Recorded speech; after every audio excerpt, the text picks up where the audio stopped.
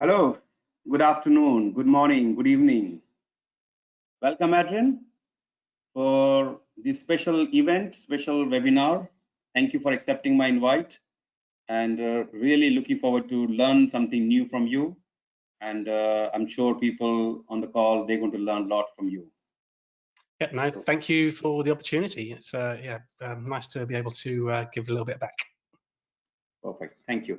So I will introduce Adrian, and he is coming with a huge experience as a program manager, portfolio manager, and working in various industries, coming from health and department of UK in health department. He has worked for many years, and then he has worked for education and industry, university, what do you call University of City? The Trobe University. Yeah, so Trobe University in Melbourne, and I know at least one friend. He is also working in university, and he's also on the call, and you know who I'm talking about. So it's happy to see that universities are also showing interest in PgMP and PfMP. So I'm really glad to have this another session, and let's get something good learning from this program, and keep growing. So first of all, my name is Dharam Singh, and I have been in the industry, especially for teaching PgMPs and now PfMPs. Since 2009, I started teaching, and I'm very proud to say that now, as of now, 286 PgMPs from 42 countries. So that's the PgMP. I think that's around 10% of global number. I'm very proud of these numbers. And with the PfMP, we have now 39 PfMPs. I know it's not a big number, but if you look at the age of these certificates, still growing. You know, PfMP started in 2013, PgMP started in 2007, actually, 2007. And I got my PgMP in 2010, and I passed my PfMP in 2018. So after passing my PfMP, I start teaching, and so far I have 100% pass rate. So whoever has attended the exam, they have passed the exam, and we have example in front of us. And then he also gone through the exam and he passed the exam. I think you got above target, isn't it? Yeah, above target on 4 out of the 5 knowledge areas above, and then on target on one of them. Communication. I think we got similar result. I was above target, and 4 out of 5 above target, and 1 target that was comms. Yeah. So maybe comms need more attention, guys. Communication, don't underestimate the comms. So yeah, so as I mentioned, the contribution like the PgMP, PfMP going very well. And while we're going through this COVID, it is impacting a lot of people around the world, and it's impacting health-wise.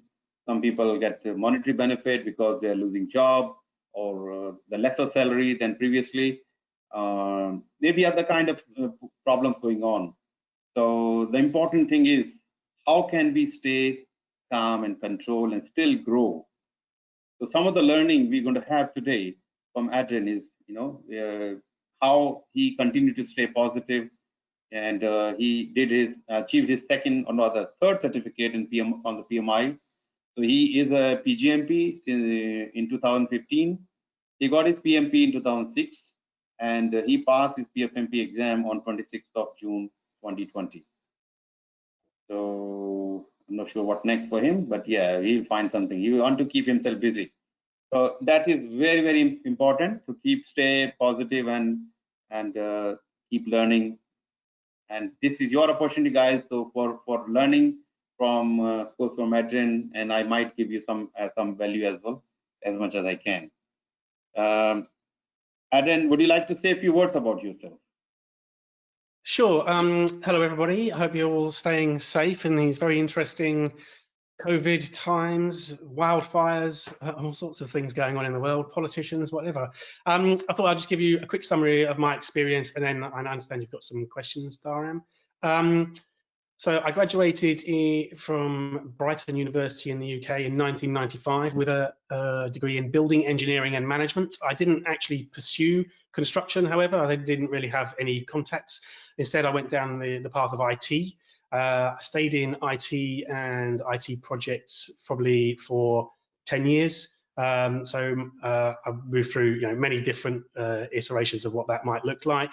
Oracle HR payroll projects, core system replacements, enterprise content management, lots of IT PM stuff. And then in 2009, I secured a role in the National Health Service on a large workforce transformation program. So I kind of flipped there into organizational change program. So it's kind of, my career is kind of 50% IT and then 50% organizational change. So that's very interesting. And also it's 50-50 also on public and private sector. So, over 20 years in the PPM world, 15 of those was as a contractor or an interim. So that's why it looks, if you look at my CV, there's a lot of different roles in there, often moving between clients. But lots of different roles: PM, program manager, portfolio manager, lots of PMO stuff as well in there. So that's the quick summary. And my current role, as Dharam mentioned there, I'm senior program manager at Trobe University on a large campus transformation program. Perfect. And you have recently moved from UK to Australia and living in Melbourne. About 18 months ago. Yep. Yeah. So okay. So that's interesting because you moved to Australia and I moved out of Australia to US almost same time. You moved there in February. I moved out in July. So we are more than 1 year living. Yeah. Anyway, so you joined my personal mentoring program and you successfully completed your journey. So really happy that you achieved your PgMP on 26th of June, sorry, PfMP on 26th of June, 2020. And that was, while COVID was not allowing you to do the exam, you were ready to take exam long time back, but you had to push it for some time. Yeah. So good. So Adrian, would you like to talk about your PfMP journey? How did you start? Why you thinking of doing PfMP, and how come you're doing, and how then end up doing? What did you do? Yeah, sure. So out of all the professional certifications that are available, for me, Project Management Institute has always been held in the highest regard. They seem to be harder to pass, and they really are about delivery and knowing what you're doing.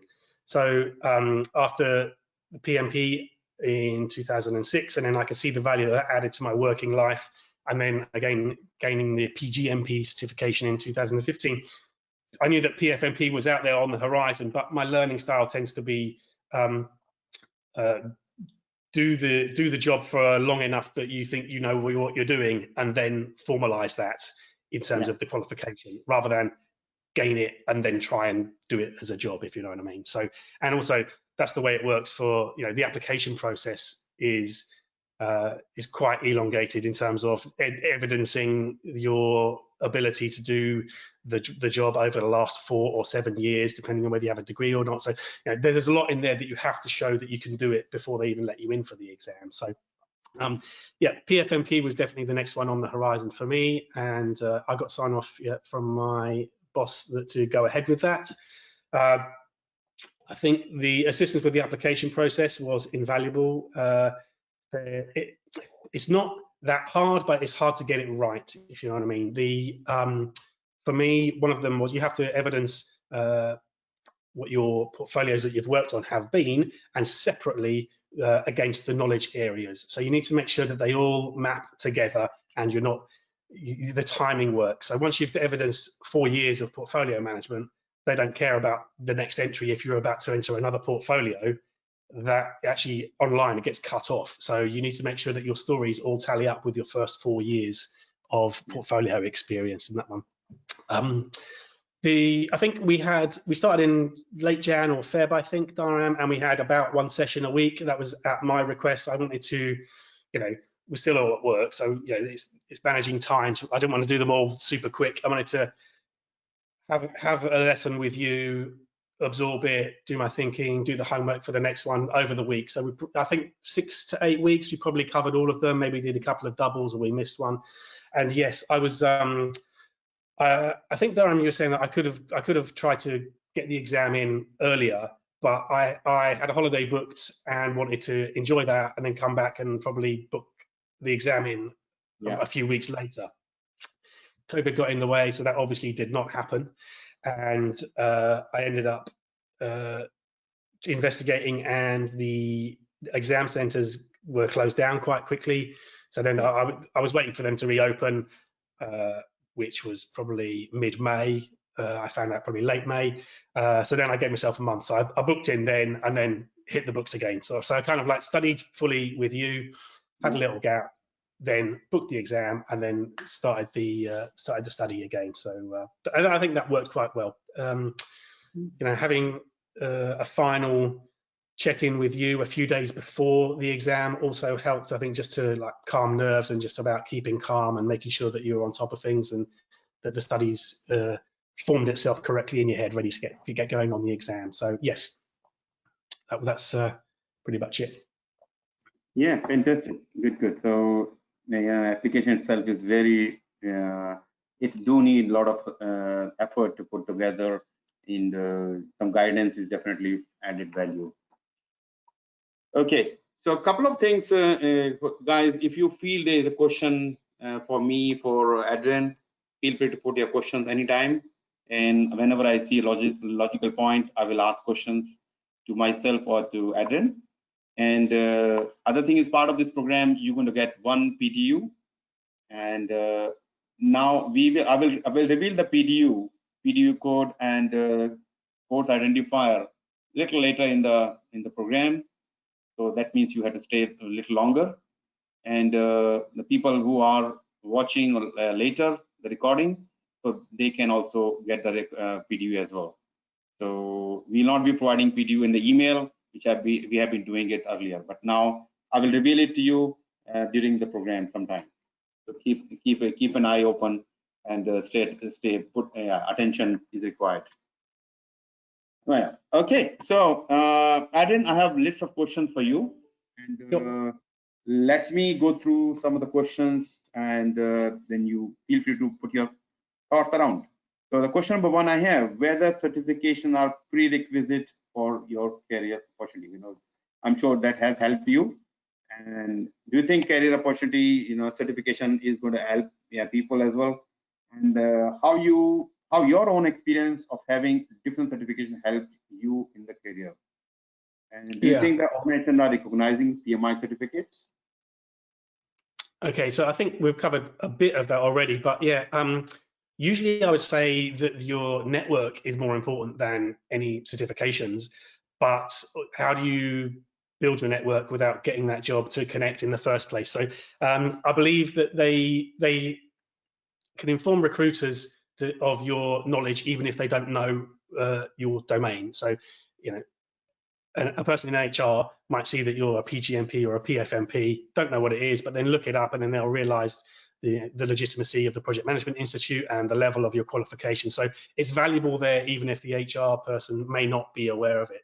I think certification, as I said, formalizes your understanding and definitely can help in terms of talking to recruiters. I'm a big fan of continuous professional development. I've seen it in job descriptions as well. Must have evidence of CPD. Investing in yourself is definitely a good way to do it. How's it helped me? I believe, so I moved to Australia and then trying to find a job. It took me, I had a couple of interviews and then I had this one with Trobe University after 6 weeks and then started 4 weeks later. So again, and that's with no network. So that's quite a good thing, I think, and that helps to point to the PgMP, PfMP, PMP, investigating that. It's like, this guy knows what he's doing. There's evidence there without me having to be able to build a network and get in there. So I think the qualifications give you a more rounded view in a way. So a lot of times whatever your role is, you're performing it at a particular organization, and then stepping into the world of learning for a little bit actually helps in terms of, is there a better way to do this? You know, like we always do, I don't know, like a risk profiling of 5x5. What if we did 4x4? Is that a thing that we could try? You know, are there ways of learning from a different industry or, you know, a different way of doing things that could? Lost your voice, Adrian. Can't hear you. Can you check if you're on mute? No, you're not mute. Oh, bummer. Okay, can you hear me? Can you hear me? Can you hear me now? Yeah, I can hear you Yes, now. I'm back now. Yes, I couldn't hear you. Okay, sorry. Sorry. Yeah. Yeah. So I mean, qualifications certainly help in a competitive job market. So we could leave it at that. Do organisations recognise them? That's an interesting question for me. So in the UK, not so much. I mean, they'll recognise them when you show them, but I've never been asked for it in a job description, for example.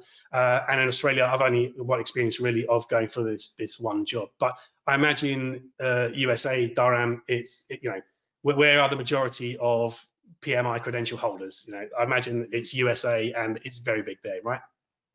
It is actually, Yeah, if you do a quick search on LinkedIn jobs, you probably end up finding around 500 to 600 jobs with mention of PgMP or PfMP, probably, let's say 50 to 60 jobs.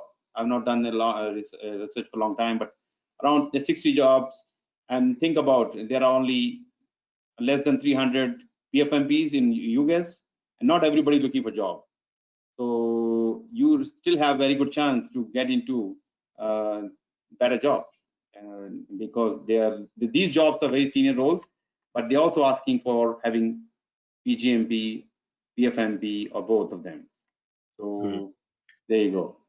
And I'll talk to my wife about moving to the States now then, Dharam, yeah? Yeah, please. Welcome. Yeah.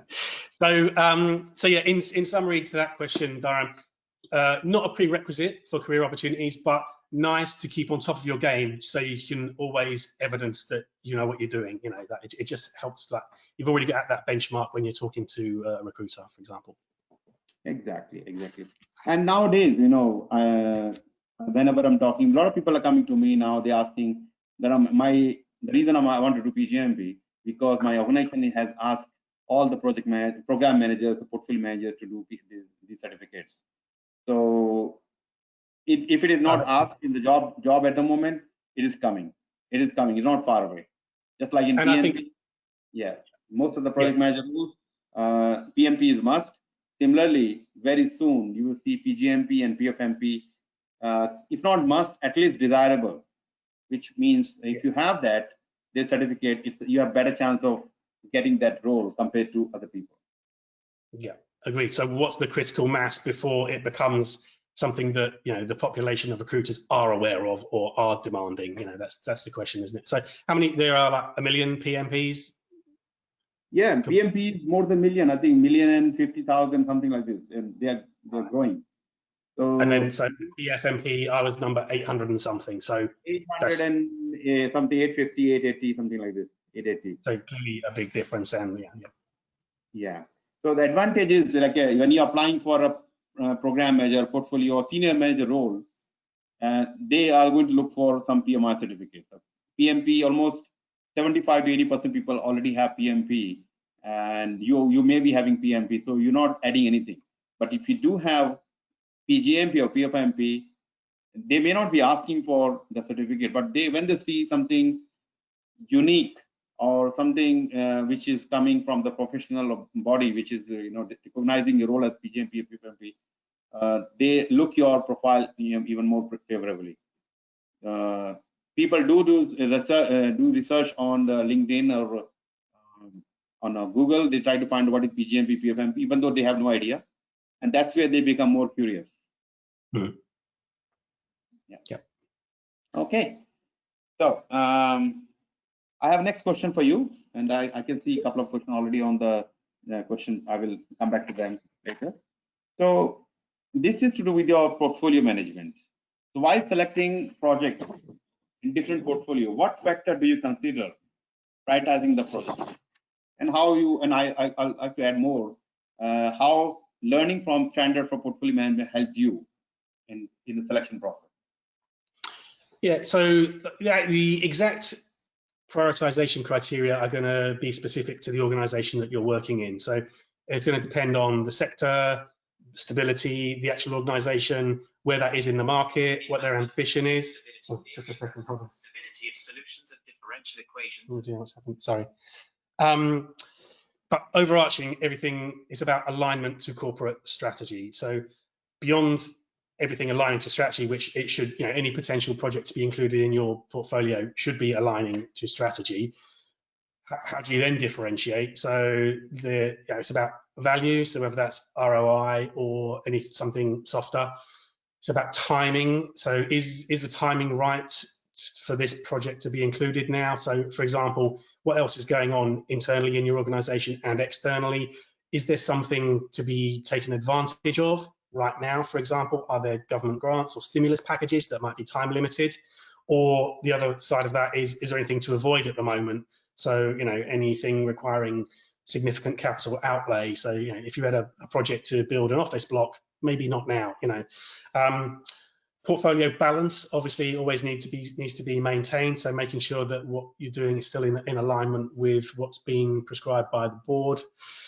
Deliverability. So is this something that your organization is good at? Have you done it before? Is it a confidence assessment kind of? And tied in with that is resources. So I'm always keen to call out resources separately as well, because there are some critical business knowledge areas where you may not be able to buy that resource in. However much money you've got, you need the person who's been doing that job for 20 years because they know the ins and outs of it, for example. So I think broad themes of prioritization would be desirability, which is your financial returns and portfolio balance. Feasibility, are we good at this? Have we got the resources? And the viability, like, is the timing right? And do the market conditions support going ahead at the moment? So overall, I guess, Dharam, it's risk versus reward, which is the efficient frontier, which I learned about in the standard for program management version, portfolio management, sorry, version 3. So yeah, that was an interesting point when I was thinking about this. That is exactly what that efficient frontier is about, isn't it? Yeah, that's actually a very interesting concept, which we learned in the Standard for Portfolio Management 3rd edition. And the guys, whoever is preparing for PfMP, just be careful. The current exam is based on 3rd edition, while the 4th edition is out in the market and the PMI in the PMI bookstore. They are selling it for last 2 years, but exam is still based on 3rd edition. So there's and I've seen this happening. Everybody starting with PfMP, first thing they do, go and buy the 4th edition. And when they're talking to me, and then they realize that it's not 4th edition, 3rd edition. So be careful when you're buying anything. And best is talk to me. Now I'm starting my PfMP journey. What can I do? What book should I buy? Where should I start from? So I will definitely guide you on that. Yeah, that's a difficult one, because human nature is to, I'll buy the next one because that's what the exam must be based on. So yeah, I don't know. I mean, anybody, as you correctly said, as a human nature, whatever the latest version, the exam has to be based on the latest edition. We think that way. But this is a special exam. PMI has released the book in 2017-18, and they have not changed the exam. Which is, But you know what, Dharam, there's something interesting. When I did my PMP, I did not get any help at all. I just bought a book, the Rita Mulcahy PMP, whatever it was called, which is a great book. But that and the PMBOK is dry reading, so it was very, very difficult. But when I first purchased that book, I just purchased it. I didn't investigate when the exam might be changing from a PMI perspective. So the study guide that I purchased was almost immediately out of date, unless I'd applied for an exam like within a week. So the fact that I was giving myself a 6-month study period meant that I had to buy the book again, because I didn't investigate when it might be changing. So that's something I think that you would definitely be aware of, because that's that's what you do all day, every day. You'd be tuned in with PMI as to when they are going to change that. But for now, it's still version 3, right? Yeah, I do get some insider information as well, time to time. So good. So fantastic. So let's take some questions here. This is from your neighborhood, Fahad, and he's my long-term friend. So Fahad is working for RMIT, and he's asking, can you elaborate a bit more on your application development experience? Okay. So the application for the PfMP. Sure. Yeah, Fahad is also PMP, and now he's also working towards PfMP. Sure. So I think PgMP was actually harder, because I think in PgMP you have to evidence again your projects that you've worked on, and PgMP, for me, referencing was important. I wanted everybody whose name I was putting on the page was aware of what I was doing and how I was describing the project that we were involved with, or however it was working. I was very keen that we got that right. So with PgMP, it felt like it was a more laborious process, or maybe it's because, Dharam, I didn't get as much help with that process as with you, that guidance. So yes, filling out the form first time, easy, and then having you as a resource to ping that to Dharam was getting very useful, because it's about embellishing in the right way. So describing, using phrases from the standard and the PMI world, whereas my first cut was probably just here's my version of what happened, and it wasn't quite in the right language. And I think that's something, putting it through the filter of your experience very much helped there. Something that does stand out to me, it's always about, you have to demonstrate my portfolio. Everything is about so it feels quite egotistical to write in that way. When I saved the world, like when I delivered everything, it's as if you never have any help or a team with you or anything. But for the purposes of that application, the guidance seemed to be, you definitely write that you did everything. My portfolio delivered this. I led on, So yeah. Let me just check any of my other notes here. Yeah, get your referees on board. The timing, I was lucky enough never to be audited. So the timing of submission, so 21st of January, I got an email acknowledging my online submission. 24th of January, I got an email saying it's in panel review. And then 28th of January, you have passed the first evaluation. So that meant that we could then get moving and study properly. Yep. For 2 days, everything was done. Yeah. So yeah, so that's good, fantastic. So, but let me advise people, some few things has changed as of 15th of July, especially application. So all the application from PMI certificate, PMI has simplified those applications. So now even a PfMP application, you don't have to give the hours. You remember you had to give the domain-wise hours, but now you have to give the start and end date of your portfolio. Even if you have some overlap, the system will calculate the months. It's not calculating the hours. It's calculate the months from the start date and end date. And if there's overlap, they will not count that overlap period for the second portfolio if you have. Yeah. So earlier I used to worry about overlap, number of hours, and even you don't have to provide the names of your referees at this stage. That's if your application picked up for audit, that time you will be asked to provide name, phone number, and email address. So it is much more simplified in terms of putting the information together, but still writing the portfolio description and the 5 questions, that has not changed, still same. And now what PMI also has done, they have released that earlier it was 4 weeks of SLA for them. Now they have increased that to 60 days, 2 months. So you were lucky in a way, you got up everything very, very fast. Actually, it's nothing to do with the, it depends how the reviewer, how much the reviewer is busy. If the reviewer is busy, having 3-4 applications at any time, then definitely it's going to be delayed. But the reviewer has nothing else to do, which I can see. I think portfolio management, not many applications going. So there are the people, the turnaround time it can be much faster. Yep. One thing I forgot to mention there, Dharam, is if it's still the same, I think you have 500 words to put your point across. And I think it's filled out as much as possible with evidence, so that there's no doubt that you have got the experience. So if you only write 300, you're leaving 200 words on the table there that you could have used to convince that person to let you through the door, if you like. Yeah.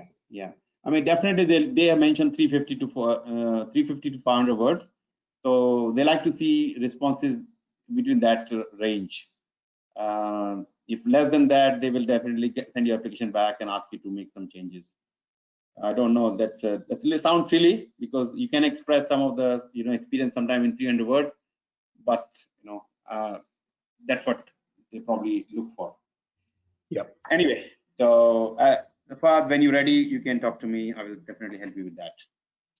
So let me take another question, and this is coming from my PgMP student. He is currently my PgMP student. He's going through the program. Asking you, Adrian, do you see any gap between the real-time portfolio experience versus PMI's PfMP practice?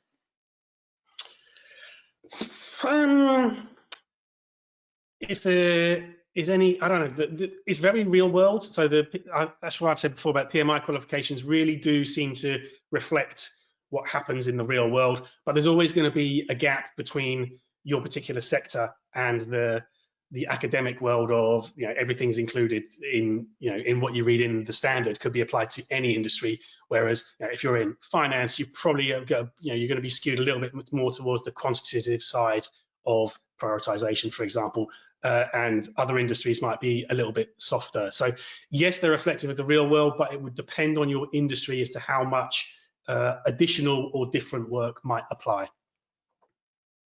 Yeah, and remember, we have to remember that real world is different to different people. So you are working in US, your particular company, you have different word than somebody working in India or Chile or Saudi Arabia, they have different word. So what PMI is trying to do, they are trying to bring learning from various institutes or various organization-based countries and building the standard. So that you may feel that it's not your real world, but that's PMI's way of analyzing and giving the best or the most which are applicable on most of the portfolio most of the time. Yeah, I would agree with that. And I think that's reflected in the way the qualification is built up, and even like the question banks are built up. It's they all sorts of studies about coming from the real world of interviewing portfolio managers to help design the standard, bringing that into. So that's what does happen in the real world. Put it on the page, and then it's up to you to interpret that into what you want to do in your industry, isn't it? Yeah. Perfect. Thank you. And moving to next question. So Adrian, how has technology made the work of program and portfolio managers easier? And what are the technological advances? Let me finish my second part as well. The first part is how the technology made your work and a program and portfolio manager work easier. And what are the technological advances one can expect in this domain? So tools, I mean, there's plenty of tools out there that have helped us, from Microsoft Project, other scheduling, more robust scheduling software in construction industry, for example, PMO tools, Clarity, MS Project Server, even Office. So there's a lot of stuff in there that we're all used to using, and if they didn't exist, who's going to type a letter on a typewriter? So of course we're all using technology all the time. I think. For me, that it all works best when it's integrated well. I like to see modular pieces of software, but they all integrate together and hopefully not duplicating. I know, like from a corporate perspective, it's easy to buy 3 sets of tools and they might all do one of the same job. So you're duplicating there, so buying twice. So I think software avoiding that, it will be a good thing. Your tools need to be what the organization needs, not just what the PM needs, so it's not just a project management thing and a CRM thing and a finance thing. The organization needs to get its requirements right for all of them to talk together for what you actually need, not just, again, classic, not just off the shelf. Advances in technology. I mean, depending on the nature of the work, there might be something like Internet of Things related that might be able to help you. But I think AI is certainly going to get more pervasive. You know, once a technology is proven, why wouldn't you let it take over and do the dull work? There's an Lost your voice.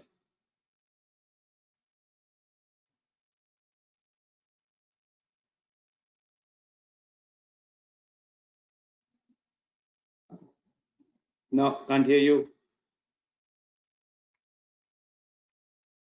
Okay, so while Adrian, you're fixing, let me talk about some of the things happening in the portfolio management area. Some of the Hello, can you hear me? Yeah, I can hear you now. Okay, sorry, it worked when we practiced, didn't it? Yeah. I was just talking about, there's an excellent article on LinkedIn from Olivier Lézard called the Artificial Intelligent Dishwasher or something like that, and he talks about do you begrudge your dishwasher taking the job of washing the dishes? No, because it's a dull job. So, and I think there are elements of the PMI talent triangle, so the technical PM stuff, probably ripe for AI taking over some of that. But the good point is it can then release the portfolio program project manager to take care of those human factor things. So, you know, the mundane jobs taken over, that's great. We can then focus on comms, stakeholders, people, risks, issues, building your team, development, like all of the human-centric things rather than the processing type things. So yeah, I'd refer you to that article. It's very, very good. Yeah, and Adrian, I told you during our class that we have built a software application that is bringing whole organization in one place. So your HR, your goal alignment, your execution of the portfolio program and project management, even sales cycle, even your everything under one place. So that means if you have everything in one place, then your analytics can be much better. And you don't have to worry about connectors and APIs. So, and it's coming out to be really, really good, powerful platform. So if anybody is interested or exploring something new, which can help even better, better than Clarity or Clarizen and many other platforms available. So you feel free to contact me. I'll be more than happy to talk about that and you know, give you something exciting thing which is going to be revolutionary very soon. Oh, good, thanks. Yeah, and okay, moving on to next question. And this is something to do with the recent article as well on the LinkedIn. Okay, as a portfolio manager, being responsible or responsive. We're talking about responsible versus responsive. Your comment. Yeah, I did read your article, so yeah, very good, very well done. I think the answer is both. So yes, the portfolio manager is responsible in terms of professional approach, stewardship of the portfolio. You know, you're adhering to governance, the strategy, and also responsible in terms of the RACI matrix. There's a responsibility and accountability in there that a portfolio manager would often click into those roles. But responsiveness is an interesting one because there's the individual responsiveness, like, you know, as a personal attribute. Is this person alert to know their environment, ready to get things done, gonna, you know, respond well to, you know, a critical situation? Do they know what to do? And that's from a personal level. And then I suppose is the framework there from an organizational perspective around organizational responsiveness. I know that's your phrase, it's very good. So does that organization embrace a PPM culture? Is there project maturity? You know, where are you on any maturity levels? Is there a change function, for example, with the existence of a PMO? All of those things would really wrap up into an indicator of how responsive the organization is and how much it would support the individual responsiveness. Responsiveness implies agility, though, so I'm just being careful here. I'm not, from what I've read so far, I'm not convinced about agile portfolio management, because for me, the portfolio management is so closely linked with corporate strategy that it would actually, you're saying agile operating model, so you're really changing your full business model. And I'm not sure every organization is that fast moving. That being said, Agile completely has its place in delivery, but as a Agile portfolio man, it still doesn't kind of sit right with me yet. Maybe there's more for me to read, but I don't want to just use a buzzword for the sake of it. But most organizations are probably learning to be lighter on their feet right now, quite rightly. And I think rather than Agile, the phrase I read recently was learning to turn quickly. Feels like that's where we are. It's not, it's not a new operating model. It's just we're being more responsive to our environment now, and planning for whatever rescue plans might be in place. And I think, like after once we hit the COVID, most of the organizations are getting impacted. Because earlier, the pre-COVID, everybody was excited, looking forward for growth, more customer, do this, do that, bigger and better things. Suddenly, COVID come in on the face, and many organizations, they have to be very responsive. They are not responsive. They start losing. They're losing. I think many places, and they start. They're not making. What do you call the organization who become responsive to this situation have not only survived but thriving as well. So to give one example, I do like to take my example. So before COVID, I was planning to go to Germany, to Italy, to Saudi Arabia, to Greece, and India, Australia, many places. Suddenly COVID come in March. I said, hang on, I don't know what to do. All the plans are canceled. So I was able to convert my programs into the virtual programs. So I must say, like this, while COVID is impacted, I'm not feeling that much pain, which I was feeling pain at the time of February, March. So organization has to look at what is new reality, and you change your strategies. And accordingly, portfolio managers and program managers, they have to adopt accordingly. Yeah. Okay. Yes, there was a blog from me about this the topic here, responsive and responsive. So guys, just to give you some information, I have just put that information about the course identifier and PDU claim code on the chat, but let me read out for people who will be joining or watching later. The course identifier is P for Peter, MEXP, PMEXP -AB-01. This is course identifier, and the PDU code is 3998 L4ORHM.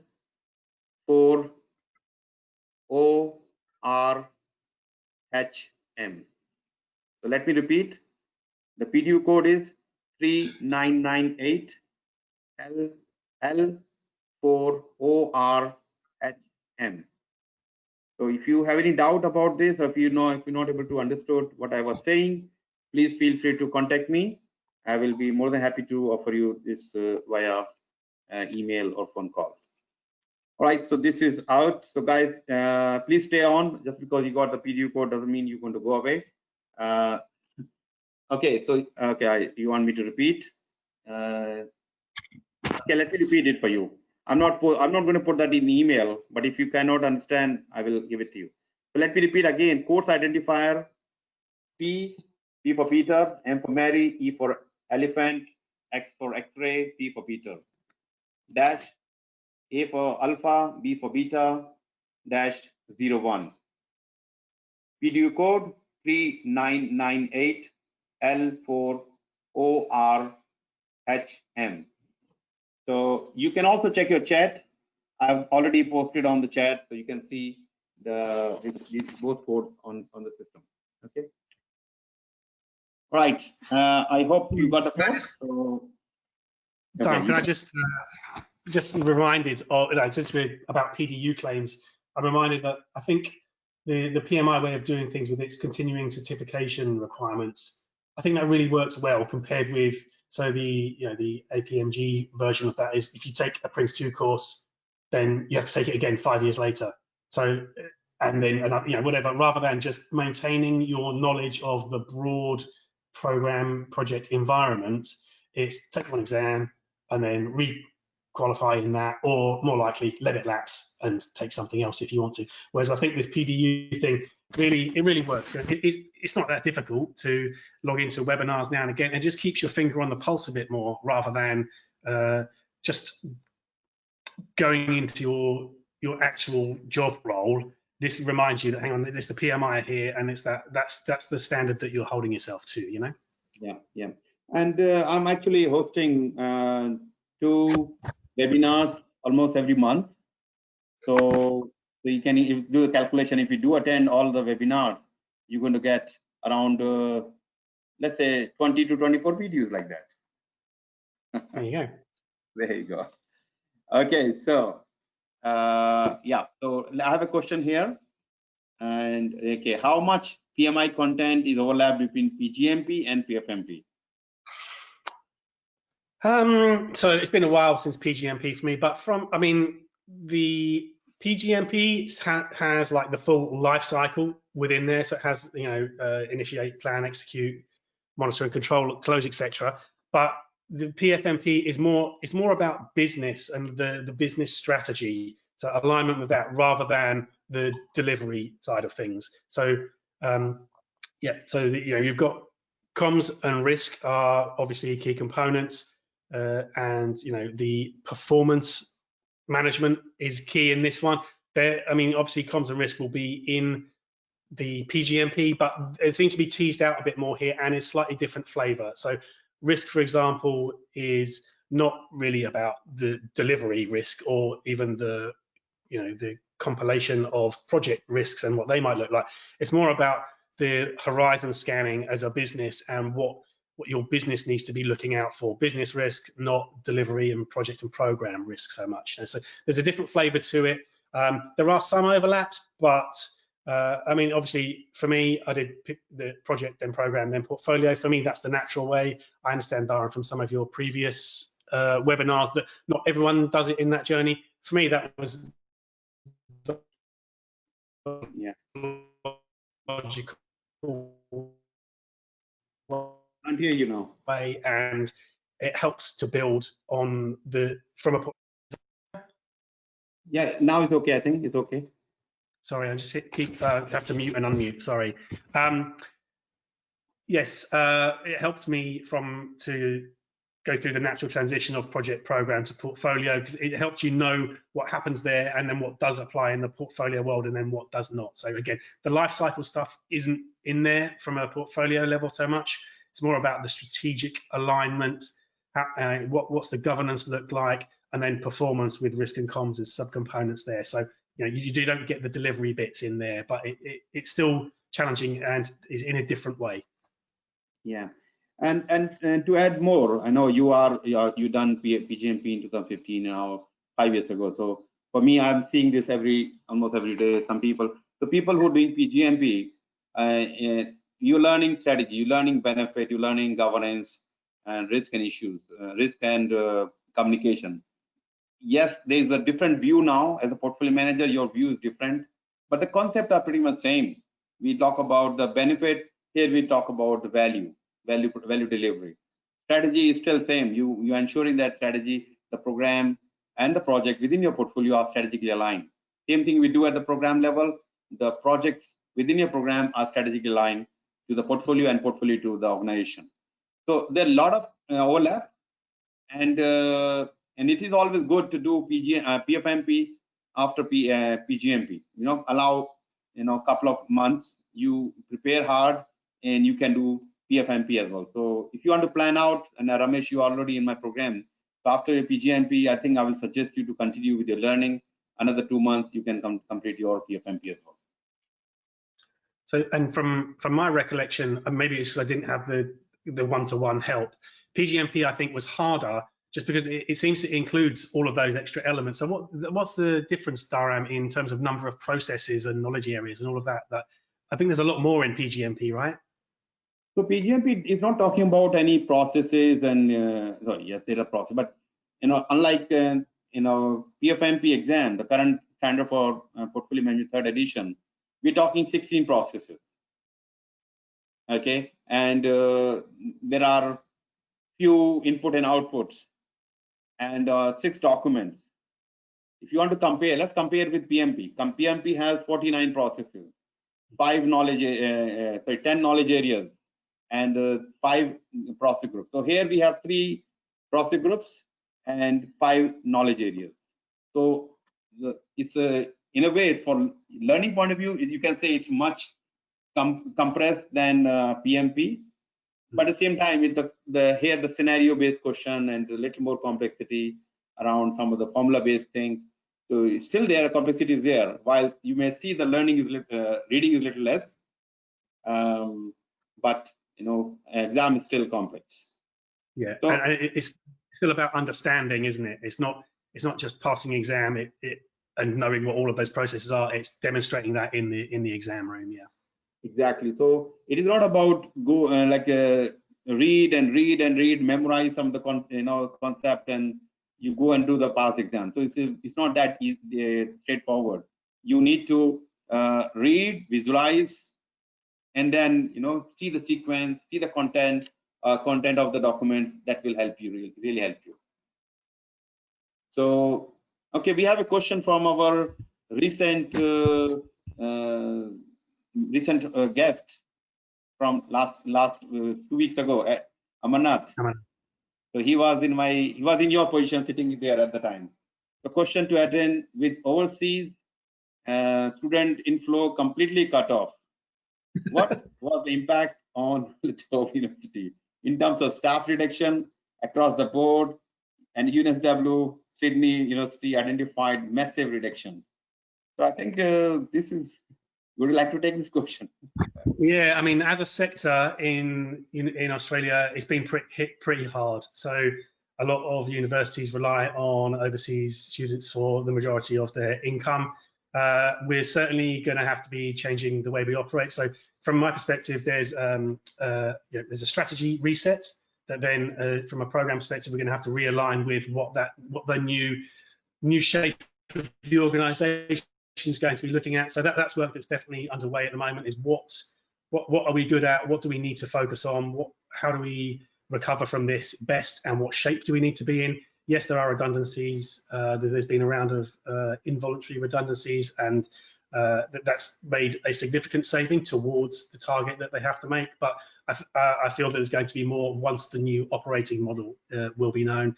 There may well be, but yeah, as a sector, everyone has been hit hard. Some universities have a greater proportion of overseas students, so it's obviously hitting those harder. I think we're somewhere in the middle, and we're working out what our strategies are. So yeah, great question. It's a tough time, and but our organisation, I believe, really is handling it well. We have a number of all-staff briefings where they really keep everybody informed, and we have an opportunity to comment online any questions of what's going on. So I feel we're being really well looked after in that respect. Yeah, actually it's impacting everywhere. You look at the airline industry, entertainment industry, restaurants, almost everyone is getting impacted. You may not see redundancy at the moment, but the redundancies are on the way. So I mean, it would have been a bit different if we'd have been eligible for job seeker and some of the government handouts there, but it didn't happen. But we're hopeful for stimulus packages that might help us out in some areas. And yeah, it's time for change. It's unfortunate, it's where we are, but yeah, we're under good leadership there. Yeah, and that's where guys, having these certificate and experience will definitely add some value. Yes, organizations are going to get some people out, maybe many people out, but they don't want to lose their cream, the best people. So if you are performing really well, you have the right required certificates, and you are the one of the best performer, they will not kick you out unless they are closing the shop. That's a different story. But yes, your chance of staying in the company and growing in the company are much higher than not having the required certificates. So I know it's tough time, People are more worried about how to survive in this environment. At the same time, it will be even better for you to add some certificates which are relevant, which can add more value in the job search or in the staying relevant in your organization. So I think everybody should look into that. And learning is always good. Whatever you learn, and Adrian, you learn a lot from the PfMP learning, and you apply that knowledge, and people do see that. Yes, you have some special knowledge which not other people have. So And also, it's the transferability of all that project program portfolio, the PMI standard. You can apply it to whatever you like, can you? Yeah, and you are in the UK and moving to Australia. I don't think it was tough for you to transition yourself into new country.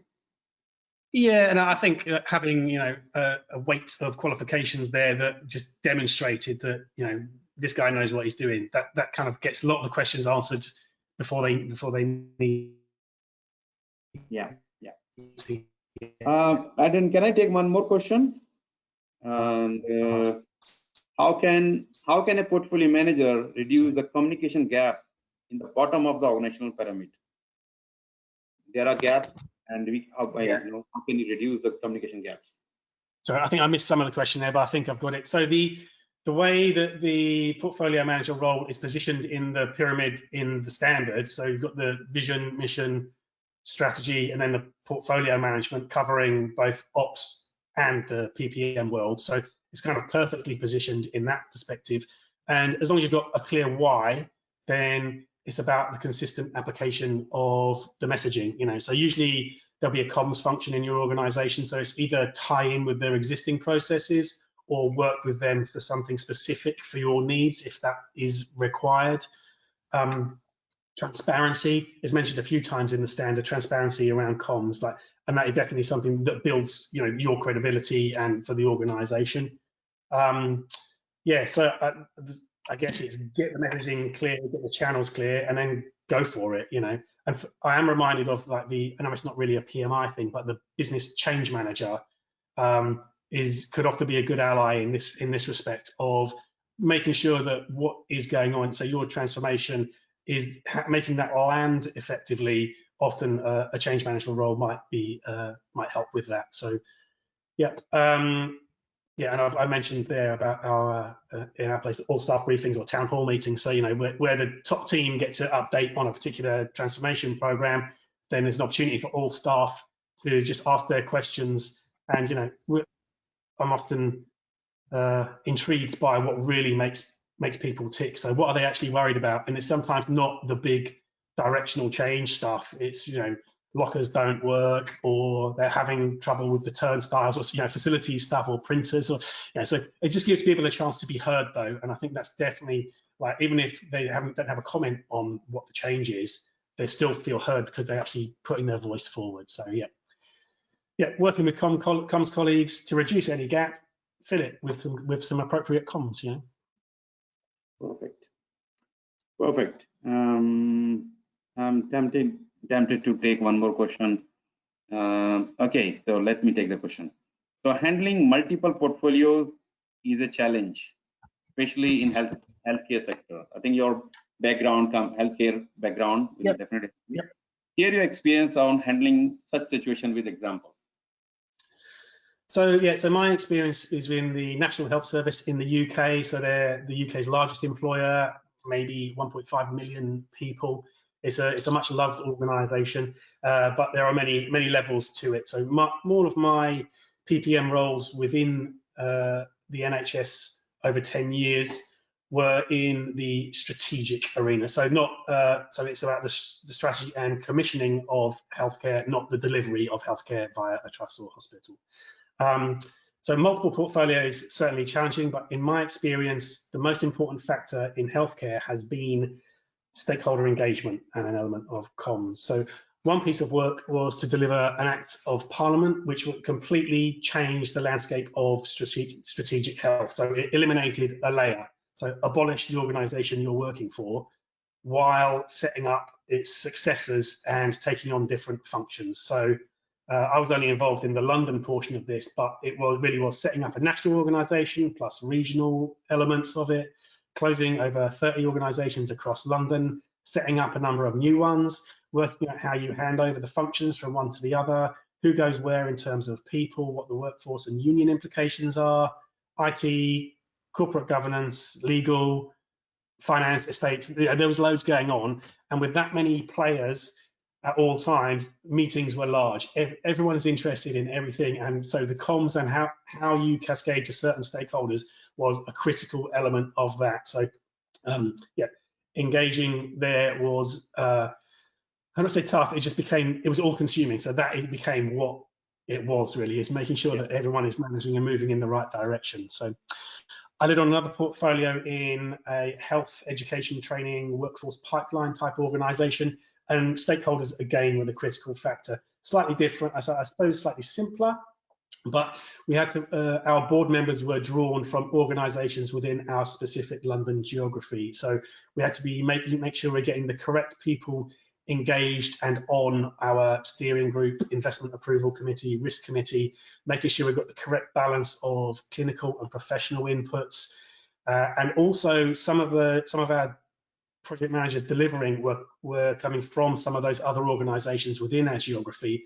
So we had to be very clear about our requirements and process. So again, making sure that you're bringing people together at the right time with the right messaging really was the critical component in healthcare. But I suppose more widely, the answer is the more you're responsible for, the higher level your thinking has to be. Like again, it's not about delivery. You've got the project and program managers, you're trusting those guys to deliver, you've got your processes in place. So reporting would be an early warning if you need it. And you should be focusing on maintaining that alignment, maintaining the balance and the forward look of resources across the whole piece. So it's, see what I mean? So it's like stepping up there, not delivering and worrying about something going wrong in the controlled world of your project. This is thinking about the business and direction stuff. Perfect.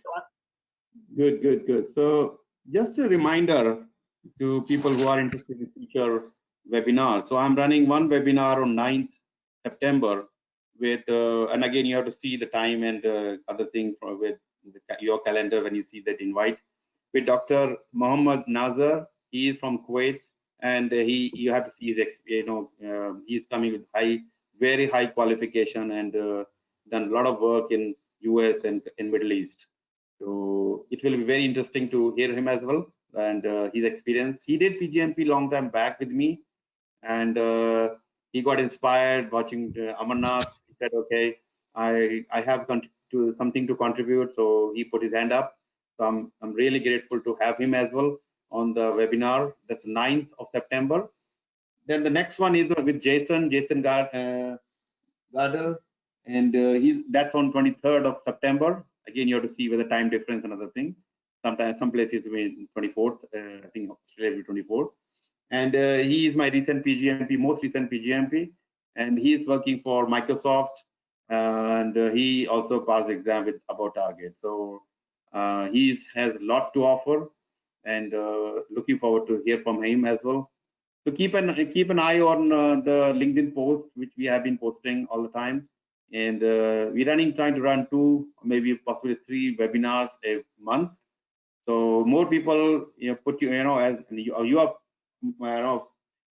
please suggest me anybody you would like to hear. I like to invite that person. And if you want to put your hand up, please reach out to me. Look, Dharam, I would like to be part of your webinar, and I have a lot to contribute. So I'd love to have you here. So it is a good way of giving back. So I've seen Amarnath last week. That was fantastic. If you've not watched Amarnath's video, there's a recording available on YouTube. So you should watch that as well. And there are a lot of other videos available on YouTube with the previous PgMPs or PfMP. No, PgMP PfMP is the one way of getting the right people, but they are not only sharing their PgMP PfMP, but experience, which is more valuable to listen. Okay, so keep look out for the future invites and join, and love to see you again and again and again. So I think that's enough from us, And thank you very much, Adrian. It was really great to have you. And no, thank you, Dharam, for the opportunity just to share and, yeah, as you say, give back a little bit. So yeah, to anyone, feel free to connect, and thanks everyone for giving us your time today. Yeah, and one more last thing, and I know somebody may be saying, okay, last minute thing, but tomorrow, my morning 6 o'clock to 8 o'clock, I'm starting one program, PfMP program. It may be too late for you to join that program, but if you think that this is my opportunity to get into, I still have some seats available in that program. So US time, Pacific time, it is 6 o'clock to 8 o'clock. But if you're joining from Europe, Middle East, or that will be in the evening. Australia is going to be a little bit too early in the morning. I think it will be, no, it may not be 11 o'clock to 1 o'clock in the night. So if somebody from Australia is still interested, you can still join, guys. So happy to have you with me. Thank you. Okay, thanks, guys. Thanks, Adrian. Thank you, everybody, for joining, and keep watching. See you soon again. Thank you. Thanks. Bye. Bye.